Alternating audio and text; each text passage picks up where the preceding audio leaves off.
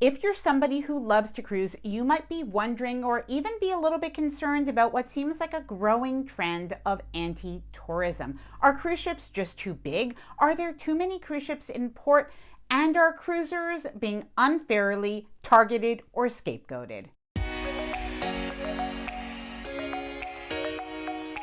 Hi there, I'm Ilana from the website lifewellcruise.com. Welcome back to my channel. Now, this is a topic I've actually been thinking about for a few weeks, and I've been watching it closely, not only for the news coverage, but also from the comments from actual cruisers in various cruise communities, from Cruise Critic to Reddit and Quora to Facebook communities to other YouTube communities, and of course my own community here on this channel on Facebook and Instagram. Now, I've also been cruising for about 20 years, and I have my own thoughts and experiences, even in terms of the other cruisers that I meet on cruise ships and many of the locals that I meet in the ports that we visit. Now, in this video, I did want to talk about some of the recent news, as well as some of the things that we've seen and experienced in cruise ports of call, the response from the Cruise Line International Association, and some potential solutions that might come to pass, as well as to address some of the criticisms of cruise travelers. Now, I'm not going to hold back. I am going to share with you my thoughts and opinions. And I know if you've been cruising for a while, or even if you're new to cruising,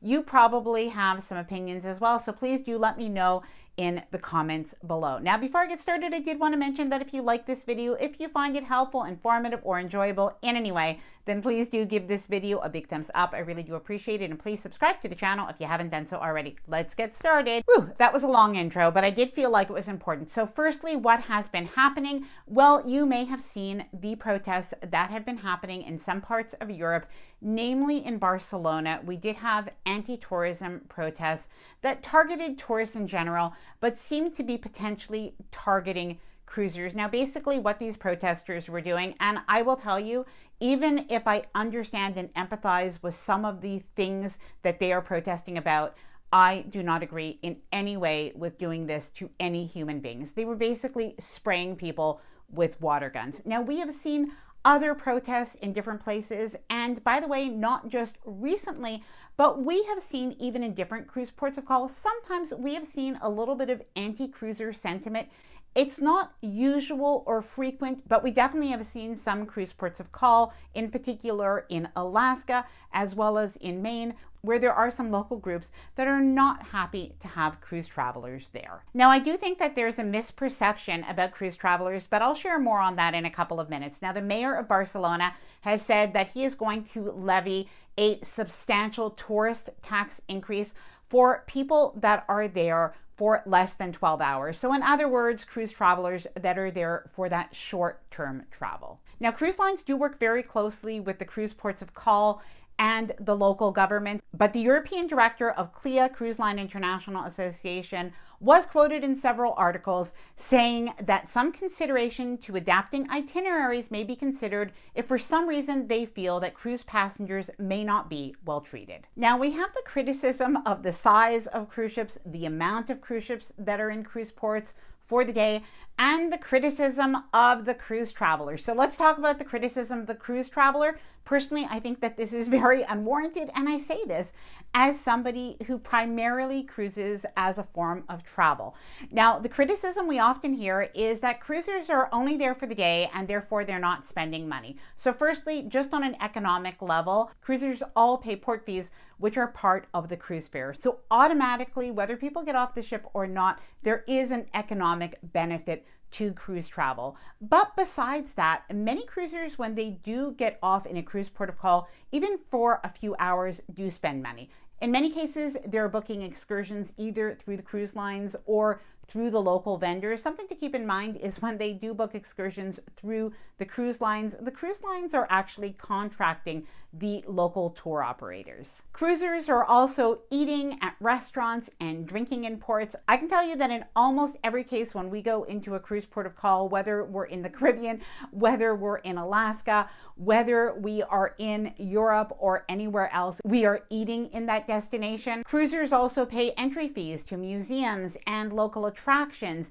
They take taxis or public transit. They buy souvenirs, jewelry, and other goods that are produced or sold in that country. And besides the economic benefit of that short visit, many cruisers do say that they have discovered a destination that they decide to travel back to on land on another vacation. And of course, on a human level, traveling, seeing and experiencing another culture, even if it is just for a short window of time, is still something really nice on a human level. If you cruise, please let me know your own thoughts on visiting cruise ports of call down in the comments below. Are there too many cruise ships in a cruise port of call, and are cruise ships getting too big? Now, I do think that this is a bigger discussion for another day, but I have to say the reality of cruising over the last few years, I have been in some cruise ports of call. I hate to admit it, but I have actually found it felt crowded. And it does really depend on the cruise port of call,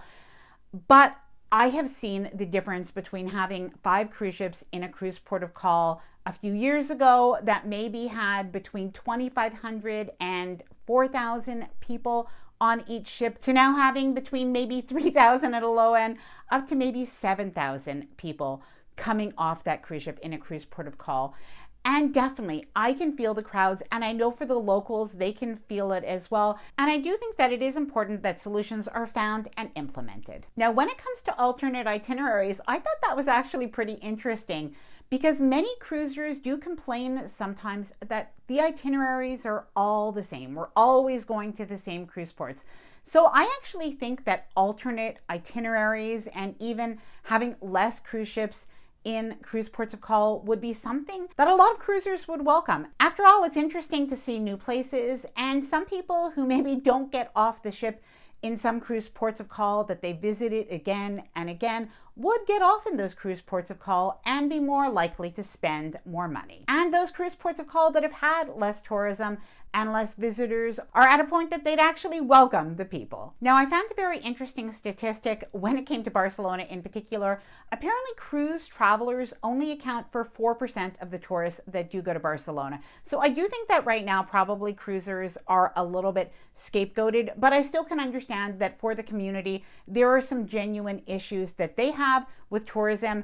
And I can understand that for the quality of life and for the local community, they really need to feel that they are benefiting. Now, something else really interesting about cruising is that it has the potential to be very managed tourism. Now, when I say that, it is because the local communities or the local governments, the ports, they do negotiate with the cruise lines as to how many people can be in port.